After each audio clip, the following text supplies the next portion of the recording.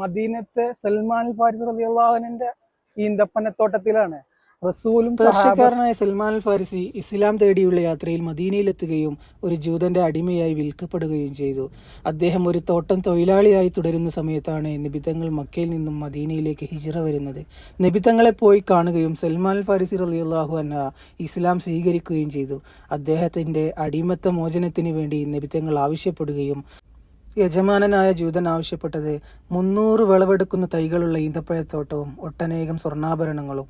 നബിതങ്ങൾ ആവശ്യം സഹാബാക്കളെ അറിയിച്ചു. അവരെല്ലാവരും സഹായിച്ചു. ഈന്തപ്പഴ തൈകളായും സ്വർണ്ണാഭരണങ്ങളായും സൽമാൻ അൽ ഫാരിസിയെ സഹായിച്ചു. തന്റെ ജോലി തുടർന്ന സൽമാൻ അൽ ഫാരിസി 300 തൈകൾ വെച്ച് പിടിപ്പിക്കാനുള്ള കുഴികൾ സ്വന്തമായി എടുത്തു. നബിതങ്ങൾ വന്ന് ആ തൈകളെല്ലാം വെച്ച് പിടിപ്പിച്ചു. അത്ഭുതമെന്ന് പറയട്ടെ, സാധാരണ ഈന്തപ്പഴം വിളവെടുക്കുന്നതിന് വർഷങ്ങൾ എടുക്കുന്നുണ്ടെങ്കിൽ ഇത് ആ വർഷം തന്നെ കായ്ഫലമെടുത്ത് തന്റെ യജമാനനെ ഏൽപ്പിക്കുകയും സൽമാൻ അൽ ഫാരിസിയെ മോചിപ്പിക്കുകയും ചെയ്തു. മദീന സിയാറത്തിന് വരുന്ന ഹാജിമാർക്ക് ഇന്ന് ഇവിടെ വന്ന് കാണാനും സന്ദർശിക്കാനും ഇവിടെ നിന്ന് ഈന്തപ്പഴം വാങ്ങിക്കാനുള്ള സൗകര്യങ്ങളും ഇവിടെ ഉണ്ട്.